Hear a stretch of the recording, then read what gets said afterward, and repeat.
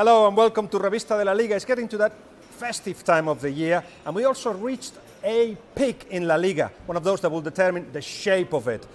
Valencia host Barcelona at the Mestalla, second against first, and Real Madrid and Atletico Madrid will try not to lose pace after their meetings with Malaga and Levante. And this is how it all went.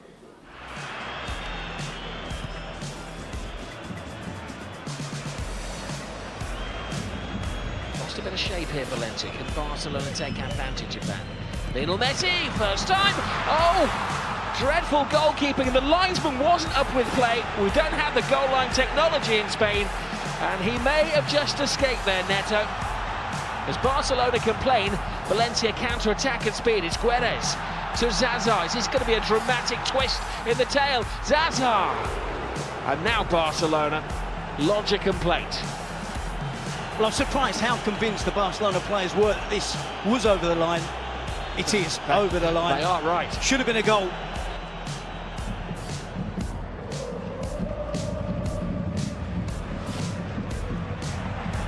This is Guedes, the fans.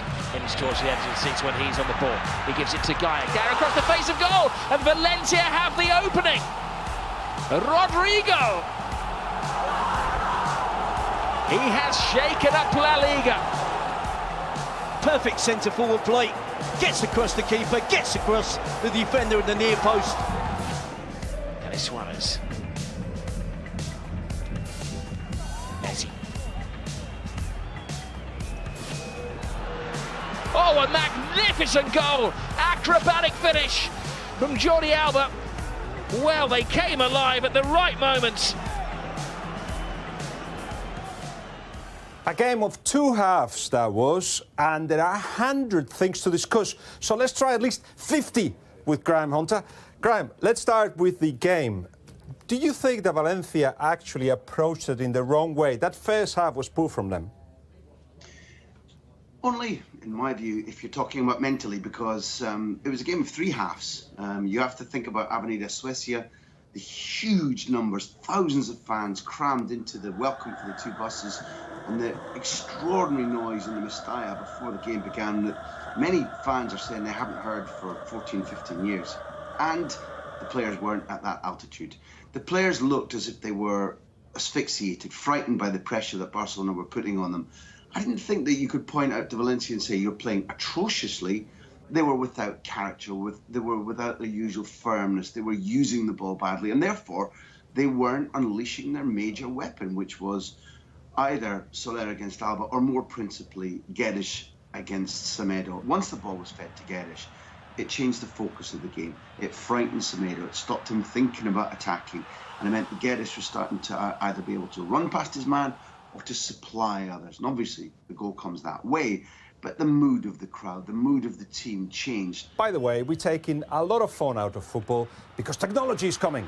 Technology is going to sort everything. That's it. It's the kind of thing that gets really mad people when they actually see a goal going in that's not allowed, like the one of Messi. Really, really bad news. Of course, next year there will be VAR, so all this will be sorted. No more discussions, no more problems. All the doubts will be taken away from football, and then we'll have a clean, fantastic game where everything will be right in the world. No? No, there will still be Leos, there will still be rows, and it's a slight oddity of the league that I love most in the world, that there will be video-aided refereeing, so that a goal like that would have been picked up because there'll be a sixth official on the side looking at the game through various different cameras, and in an instant like that, he'd have been able to say, ref, that ball has gone over the line. But the policy next season is going to be minimum interference for maximum benefit, and that if there's any doubt about whether it's 50-50 or even 60-40, they won't use the video technology. They'll allow the refereeing decision to stand, and what's more, there's going to be no Hawkeye. Now, that wouldn't have been needed. I think you'd agree, Graham, we didn't need goal line technology to sort that out last night, but VAR will probably help but solve everything, make this a peaceful, happy, harmonious league. Anyway, Messi renewed his contract, and of course, that's good news to Barcelona. Good news to Messi, who never really wanted to go away, never got to the point of yes or no, but he's been closer than ever to leave Barcelona. So what's next for him and for Barcelona? Has the contract changed at all? Is it all happy house now? One of the things that was clearly holding him back, and in terms of your happy house phrase, is his doubts, his wish to be in the city that he loves, with a third child coming along, the World Cup at the end of the season, which he craves winning. He didn't need disruption in a family or a football sense. In terms of happy house, is he convinced that the board are handling the development of the squad in the right way? I don't think that's changed at all, Guillaume. I think that there are doubts in his mind about the way forward, but he doesn't own the club. He's not the manager and he's not the president. The ring fencing of the buyout clause at 700 million euros, I think, is secondary to his, like you said, his will to stay. He doesn't seem to need to test himself somewhere else, which I'm very glad of in a selfish sense. So completely improved situation, complete confidence about Messi that while he's at the right club, the club is doing the right things. I'm not convinced, are you? Kind of, but we'll leave that for next week. Remember that one, because we'll talk about it. But thank you very much, Graham, and as I said, talk next week. But next, let's go on to see if Real Madrid managed to get the 3 points against Malaga. Surely an easy game.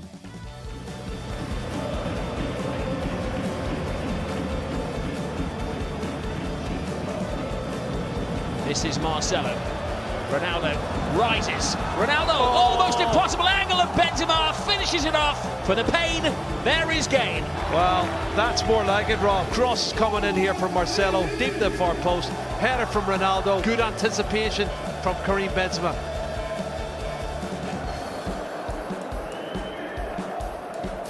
Roland! Real Madrid go to sleep, and Roland gives them a nightmare. Well, there's no closing down, Rob, and he controls the ball in his chest just outside the 6-yard box. It's awful defending. Rose's corner, free header, wow. Casemiro, Real Madrid back in it. It had taken just a couple of minutes, but Zidane gets the response.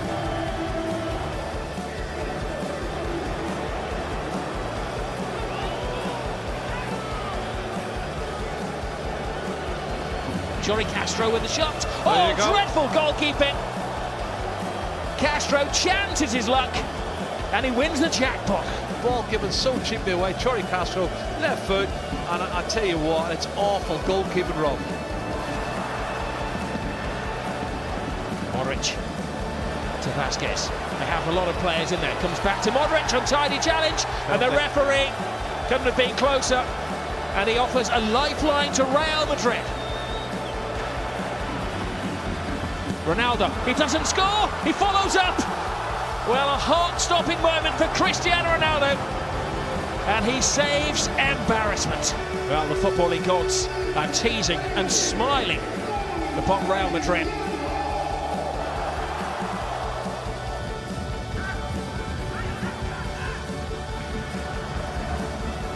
A really good pass. This might open up for Villarreal, and Bakambu scores the opening goal.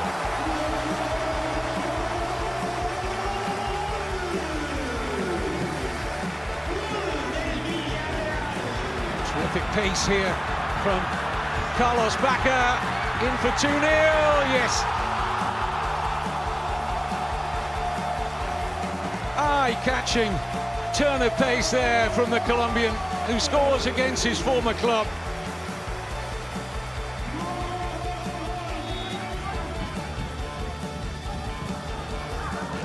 And the header's in. Well, it's a very simple goal for Clement Lenglet. It was rather statuesque defending from Villarreal. Suddenly Sevilla looking like a real goal threat. Mario Gaspar having to deal with that. This is Carroll. And the shot. Oh, it's gone in. I was about to say, he brought a save out of Mariano Barbosa. The goalkeeper seemed to be there, but he only spooned the Vasquez shot. The one side here, Sevilla. Muriel looking for a decent cross. The referee has surely given a penalty here in the yellow card for Victor Ruiz. And he was already yellow carded earlier in the match. And Ruiz has been sent off. Ever Banega scores pretty much down the middle and high into the roof of the net from Ever Banega.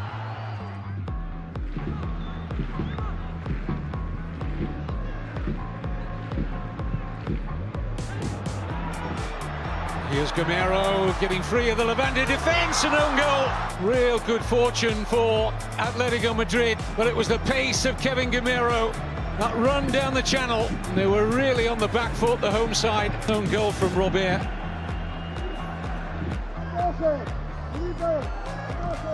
Early ball forward, and here's Correa round the goalkeeper, and oh, it's a mistake by Gemma.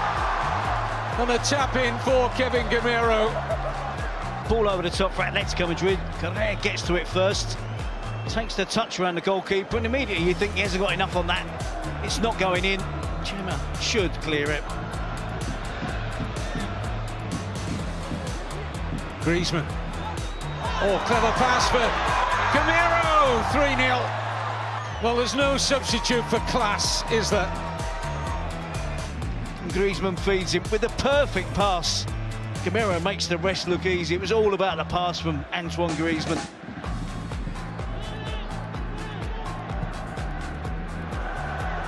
Lovely pass from Koke. This is Gamero. Oh, beautifully done. And that telepathic understanding between the two French internationals. Nice ball again from Griezmann. He might go all the way himself here. Kevin Gamero should take the shot on now. And Griezmann's there for the rebound. We just can't keep these two out of the headlines tonight. Oyer at full stretch to make the save. And it fell very kindly indeed for Antoine Griezmann. This week we can take a look back at the weekend's action. A highly unusual topic this week. An exciting, attacking display from Atletico Madrid. And the reasons why. The biggest reason, in my opinion, was the impact and the performance, the positional play, new position for Antoine Griezmann. You can see it evident in this clip that we're going to show you. You can see he started off the game pretty much in a wide right position, but we've got two strikers for Sevilla ahead of him, Correa and Kevin Gamero. See Gamero with a pass, own goal by the Levante player. But eventually he just finds himself playing slightly deeper. You can see him there. That's him just off the play, knowing full well that his teammates are going to be looking to give him the ball on as many occasions as possible. And you can see the impact he has from this new position where he's facing the opposing goal rather than playing with his back to goal. Brilliant skills, great passing awareness, and Gamero unlucky not to finish off the attacking move there. The ability to run from deep, from box to box. Normally when he's doing this, there's no player ahead of him. He's the focal point of the Atletico Madrid attack. On this occasion, Gamero was ahead of him. But what surprised me was the passing ability. This is pass of the season, in my opinion. The easy pass would have been out wide to Correa, but he goes for a more incisive pass into Gamero for the goal for Atletico Madrid. Again, you can see him facing the play. Another superb pass. He was literally brilliant. He was on fire in this game.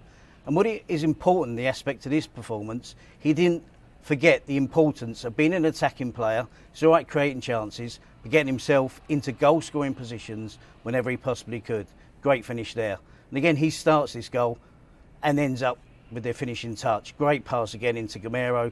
Telepathic understanding between the two players.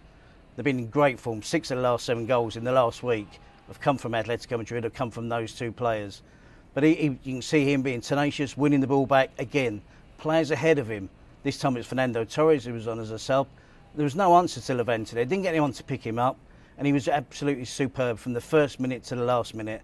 A return to form from a player that was booed last week against Real Madrid. And he looks to be back at his best.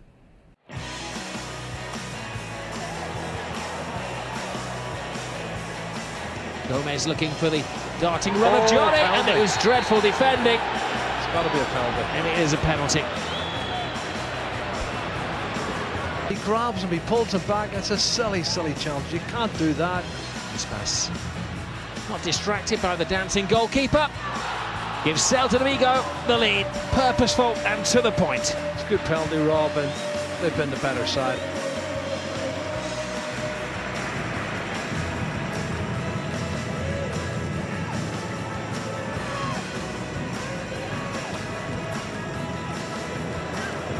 movement from Remy. Oh, lovely skill and a save, and then it's bundled in by Tanner.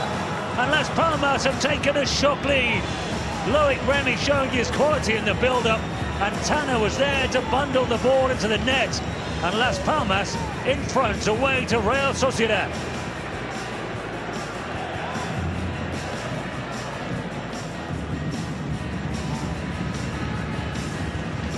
Januzaj, William Jose through the middle. First touch was okay. Oh, the second one was brilliant. Smashed into the roof of the net. The former Las Palmas man is haunting his old teammates again.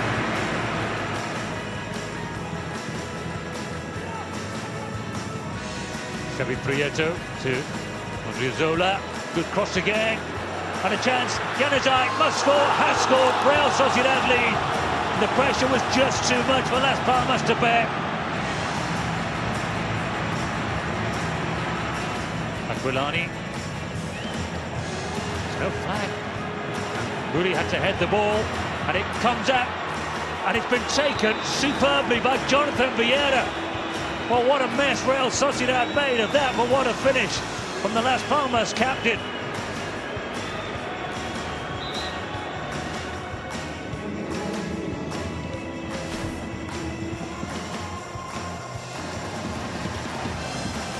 Die winning another header, that's looking to go over the top, and Porto opens the scoring for Girona. Tosca misses the clearance, and Porto puts the ball into the back of the net. Guardado puts it in the top corner, 1-1.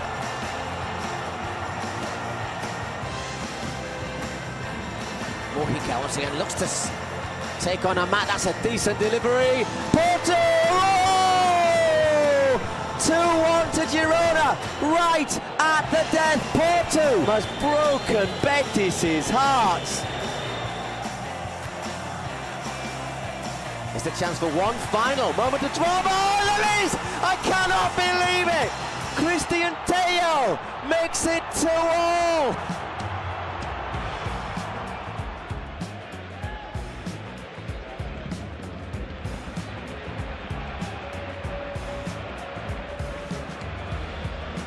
It's a good ball forward and in through the centre, and